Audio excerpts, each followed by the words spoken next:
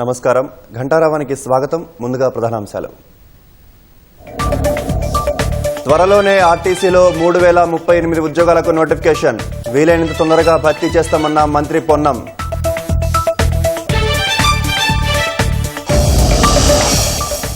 నేడు ఒసాకాలోని Kitakyushu city మేయర్తో రేవంత్ బృందం భేటీ.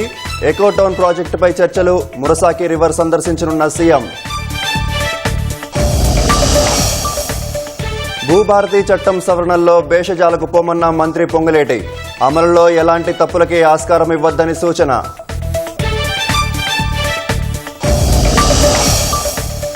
హైదరాబాద్లో నోటి క్యాన్సర్పై అవగాహన రన్.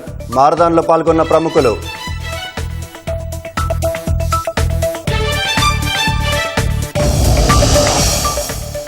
అణు ఒప్పందంపై అమెరికా, ఇరాన్ మధ్య ముగిసిన రెండో విడత చర్చలు. సాధ్యాసాధ్యాలపై ఇరు దేశాల నిపుణులు భేటీ అవుతారన్న ఇరాన్ మంత్రి.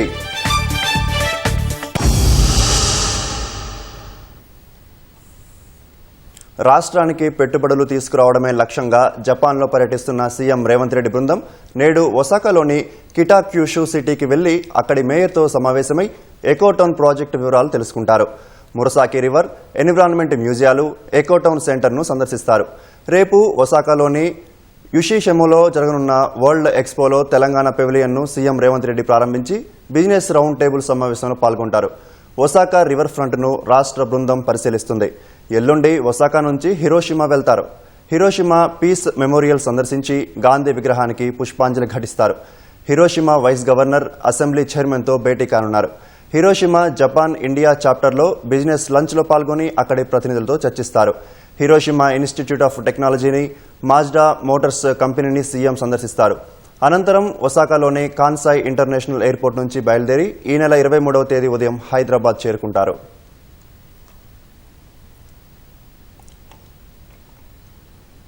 రాష్ట్రంలోని పలు ప్రాజెక్టుల పరిస్థితిపై ఎన్డీఎస్ఏతో సర్వే చేయించాలని నీటిపారుదల శాఖ మంత్రి ఉత్తమ్ కుమార్ రెడ్డి ఆదేశించారు. పాలమూరు, రంగారెడ్డి నీటి లభ్యతపై మరోమారు అధ్యయనం చేయించాలని, ప్రాజెక్టుల అనుమతులకు ఉన్న అడ్డంకులను తొలగించేందుకు చర్యలు తీసుకోవాలని సూచించారు. తాగునీటి పరిస్థితులపైన కలెక్టర్లతో మంత్రి ఉత్తమ్ సమీక్ష నిర్వహించారు.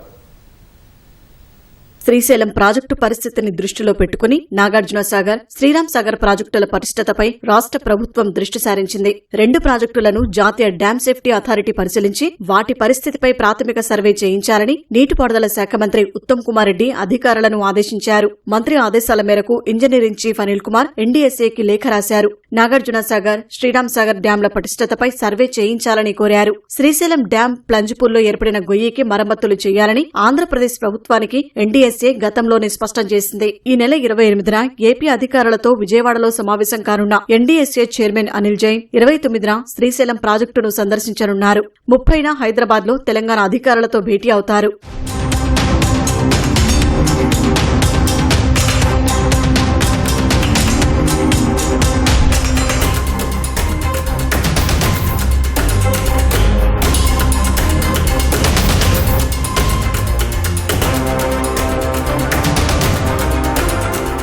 పాలమూరు, రంగారెడ్డి నీటి లభ్యతపై మరోమారు అధ్యయనం చేయించాలని, జిల్లా క్లస్టర్గా కాకుండా మండలం క్లస్టర్గా చెరువుల ద్వారా ఆదా అయ్యే నీటిపై అధ్యయనం చేయాలని అధికారులని నీటిపారుదల మంత్రి ఉత్తమ్ కుమార్ రెడ్డి ఆదేశించారు. పాలమూరు, రంగారెడ్డి, సీతారామ, సమ్మక్క సాగర్ ప్రాజెక్టుల అనుమతులకు సంబంధించి మంత్రి ఉత్తమ్ కుమార్ రెడ్డి అధికారులతో జలసౌధలో సమీక్ష నిర్వహించారు. చిన్న నీటి వనరుల ద్వారా ఆదా చేసిన 45 టీఎంసీలను పాలమూరు, రంగారెడ్డి ప్రాజెక్టు కేటాయింపులకు గతంలో చూపగా శాస్త్రీయంగా లేదని కేంద్ర జలసంఘం గతంలో డీపీఆర్ను వెనక్కి పంపింది.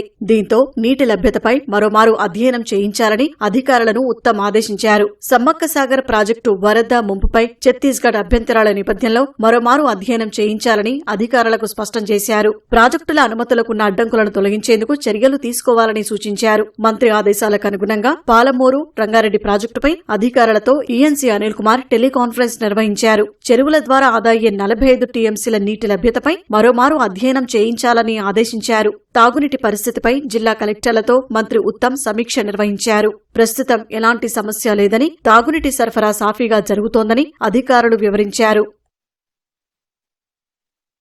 ఉమ్మడి ఆదిలాబాద్ జిల్లా అభివృద్ధి పనుల్లో నిర్లక్ష్యం వహిస్తున్న కాంట్రాక్టర్లకు వత్తాసు పలికే అధికారులను ఉపేక్షించేది లేదని పంచాయతీరాజ్ శాఖ మంత్రి సీతక్క హెచ్చరించారు.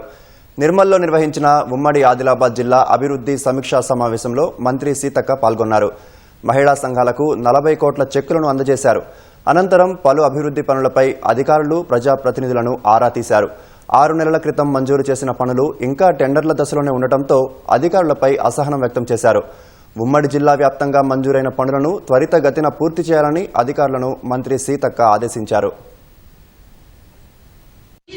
అంటే 20 సంవత్సరాలు మినిమం గా దాని లైఫ్ మరి అలా ఉంటుందా లేవా అవి ఉండకుండా మాత్రం మీరే బాధ్యత వహిస్తారు.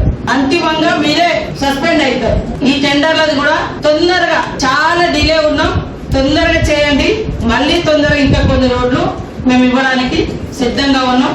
ఎందుకంటే మనం 6 నెలల కింద 7 నెలల కింద వర్క్ ఇచ్చాం. ఇంకా టెండర్ దశలో, ఇంకా అగ్రిమెంట్ దశలో, ఇంకా ఫౌండేషన్ దశలో ఉంటే అది క్షమించరాని నేరం వాస్తవానికి. ఇక్కడ నుంచి ఖచ్చితంగా మార్పు అనేది ఈ 1 వీక్ లో మీరు ఏం చేసినా నేను మళ్ళీ టెలికాన్ఫరెన్స్ వీడియో కాన్ఫరెన్స్ ద్వారా మిమ్మల్ని మళ్ళీ నేను కాంటాక్ట్ చేస్తాను. భూభారతి చట్టాన్ని పకడ్బందీగా అమలు చేయాల్సిన బాధ్యత అధికారులదేనని రెవెన్యూ శాఖ మంత్రి పొంగిరెడ్డి శ్రీనివాసరెడ్డి అన్నారు. ధరణితో 4 ఏళ్లు రైతులు ఎన్నో కష్టాలు పడ్డారని, అలాంటి తప్పులు పునరావృతం కాకూడదని అధికార యంత్రాంగాన్ని ఆదేశించారు. జోగులాంబ, గద్వాల, నాగూర్ కర్నూలు జిల్లాల్లో జరిగిన భూభారతి అవగాహన సదస్సులో పాల్గొన్న మంత్రి చట్టం అమల్లో తప్పులుంటే సవరించేందుకు భేషజాలకు పోమని స్పష్టం చేశారు.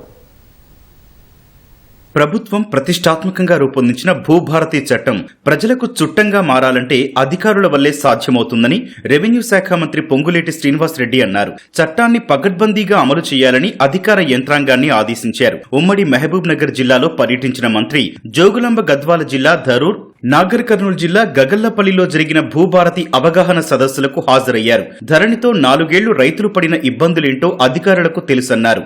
వాటిని దృష్టిలో పెట్టుకుని ఈ భూభారతి చట్టంలో ఎలాంటి తప్పులు జరగనివ్వొద్దని అధికారులకు దిశానిర్దేశం చేశారు.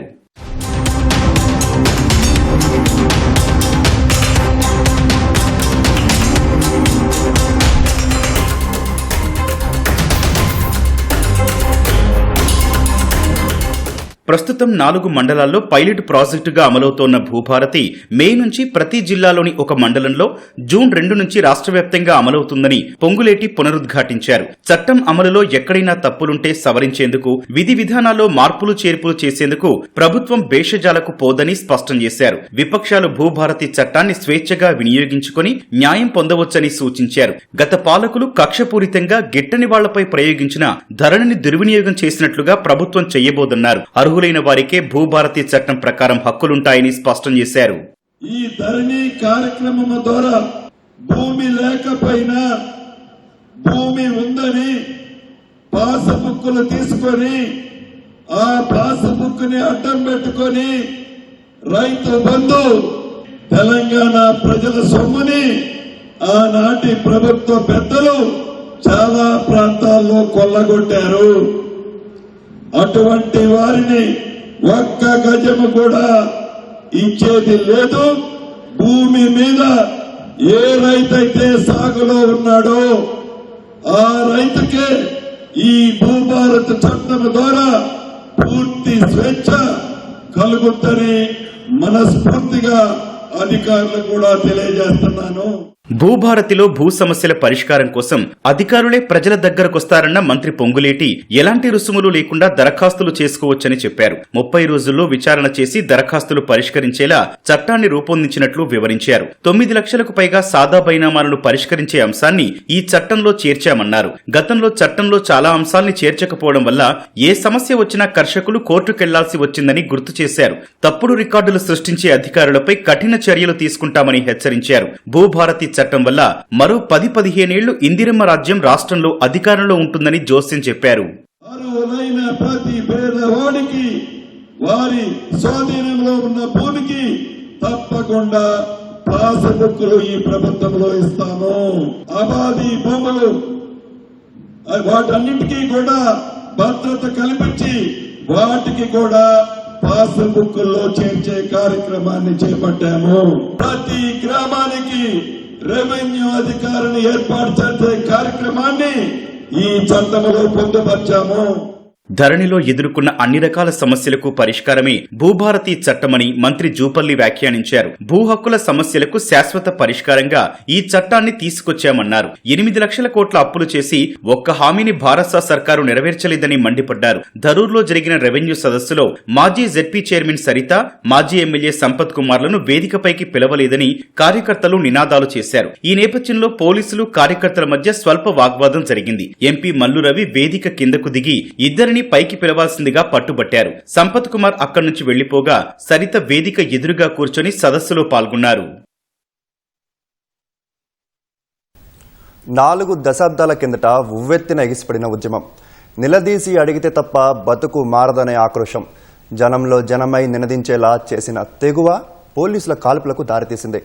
స్వతంత్ర భారతావనిలో మరో జలియన్ వాలాబాగ్ దురంతంలా ప్రసిద్ధి పొందిన అమరత్వం. నేడు ప్రభుత్వమే అధికారికంగా నిర్వహిస్తున్న నవోదయం. దుర్భరమైన జీవన విధానమే వారిని నినదించేలా చేసింది. రెక్కల ముక్కలు చేసుకుని శ్రమించినా మెతుకు దొరకని ధైర్యమే పిడికిలెత్తేలా పురికొల్పింది. నిషేధాజ్ఞలను లెక్క చేయకుండా ముందుకు వెళ్లేలా ధైర్యాన్నిచ్చింది. ఆదిలాబాద్ జిల్లాలో 1981 ఏప్రిల్ 20 నాడు పోలీసుల కాల్పులకు దారితీసిన ఘటన మరో జలియన్ వాలాబాగ్గా ప్రాచుర్యం పొందటానికి దారితీసిన విషాదభరితమైన సంఘటన.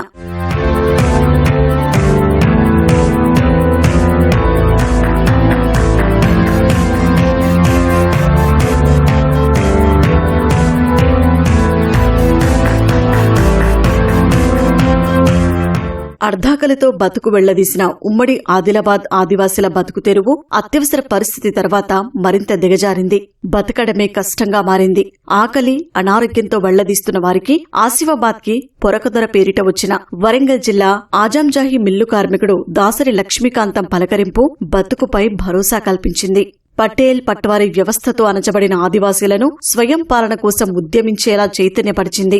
భూమి భుక్తి విముక్తి పేరిట అప్పటి పీపుల్స్ వార్ అనుబంధ రైతు కూలీ సంఘం 1981 ఏప్రిల్ 20న ఇంద్రవెల్లిలో భారీ సభ ఏర్పాటు చేసింది. తొలుత అనుమతించిన పోలీసులు తర్వాత నిషేధాజ్ఞలు అమలు చేశారు. విషయం తెలియని ఆదివాసీలు ముందుకెళ్లారు. ఓ ఆదివాసీ మహిళపై పోలీసు చేసిన అఘాయిత్యం అలజడికి కారణమై కాల్పులకు దారితీసింది. వందలాది మంది చనిపోయినా పోలీసు యంత్రాంగం కేవలం 13 మంది మరణించినట్లు ప్రకటించింది. అలా భూమి భుక్తి విముక్తి నినాదంతో ఆదివాసీలు చేపట్టిన ఉద్యమం రక్తసిక్తమైంది.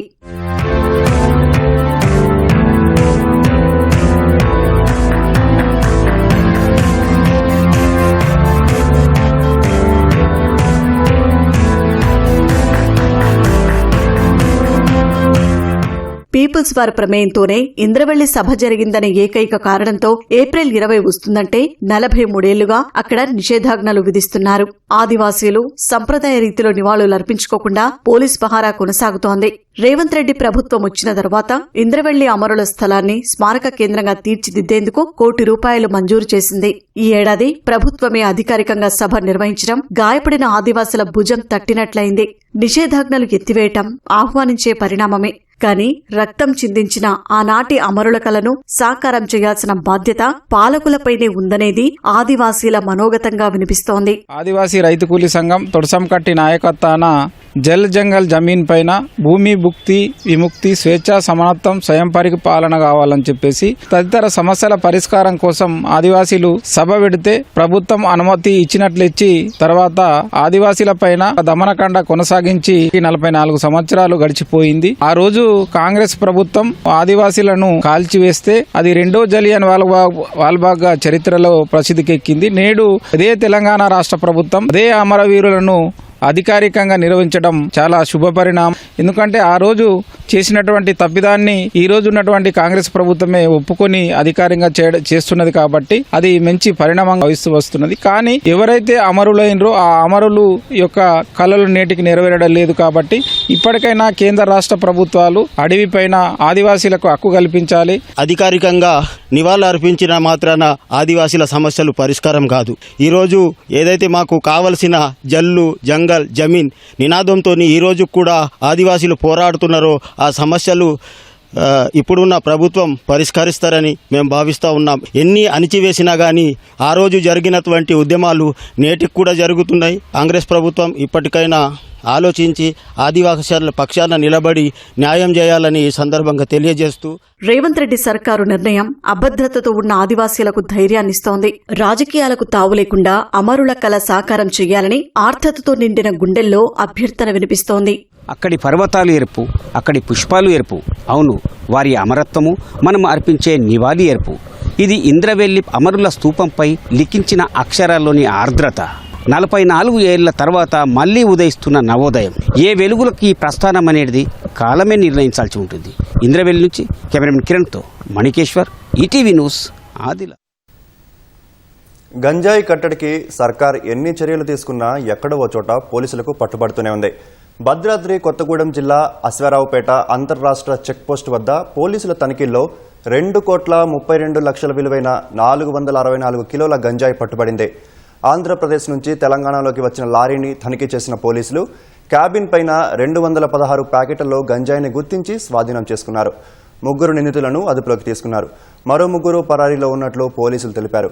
ఈ గంజాయి ఏపీలోని విజయనగరం నుంచి మధ్యప్రదేశ్కు అక్రమంగా తరలిస్తున్నట్లు పోలీసులు వెల్లడించారు. మధ్యప్రదేశ్ రాష్ట్రానికి చెందిన కొందరు వ్యక్తులు మధ్యప్రదేశ్ సంబంధించిన ఒక లారీలో విజయనగరం ప్రాంతం నుంచి మధ్యప్రదేశ్కి గంజాయి రవాణా చేస్తూ అశ్వరావుపేట మీదుగా మధ్యప్రదేశ్ వెళ్తారనే సమాచారం మేరకు పేపర్ బోర్డు ఆపోజిట్ ఏరియాలో మధ్యప్రదేశ్ సంబంధించిన లారీ గంజాయితో వచ్చింది. అందులో ఒక 3 వ్యక్తుల్ని మేము ఐడెంటిఫై చేయడం జరిగింది. ముఖేష్ మరియు రాజేష్ అండ్ సాగర్ రామ్, వీళ్ళు 3 కూడా మధ్యప్రదేశ్ రాష్ట్రానికి చెందినవారు. వీళ్ళకి సంబంధించి వీళ్ళని కోర్టులో ప్రవేశపెట్టడం జరుగుతుంది. 216 ప్యాకెట్ల గంజాయిని వాళ్ళ లారీలో లోడ్ చేసుకున్నారు. దానిలో 463 కిలోల 780 గ్రాముల గంజాయిని సీజ్ చేయడం జరిగింది. ఇది ఓపెన్ మార్కెట్లో 2,31,47,000 రూపాయల వర్త్ కలిగిన గంజాయిని సీజ్ చేశారు.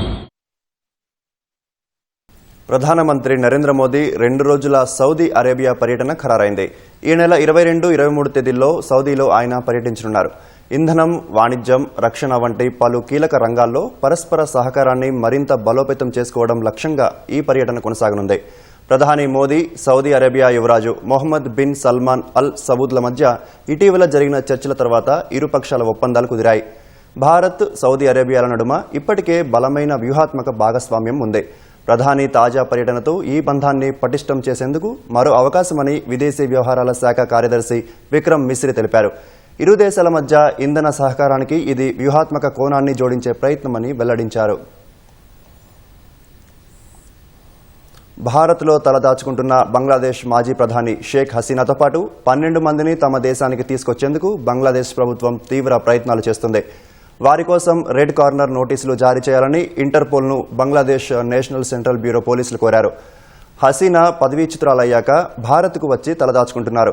ఆగస్టు 5 నుంచి ఆమె భారత్లో ఉంటున్నారు.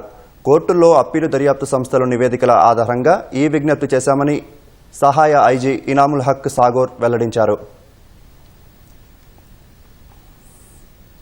అణు కార్యక్రమంపై సాధ్యమైన ఒప్పందానికి సంబంధించిన వివరాలు చర్చించడానికి అమెరికా, ఇరాన్ నిపుణులు సమావేశమవుతారని ఇరాన్ విదేశాంగ మంత్రి అబ్బాస్ అరాఘీ వెల్లడించారు.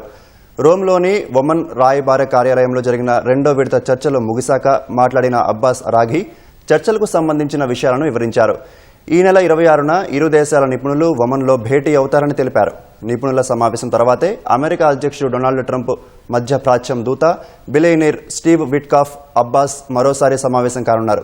ఇరు దేశాల మధ్య చర్చలు నిర్మాణాత్మకంగా జరిగాయని, భేటీలో తీసుకున్న నిర్ణయాలు ముందుకు సాగుతాయని నమ్మకం ఉన్నట్లు అబ్బాస్ వెల్లడించారు.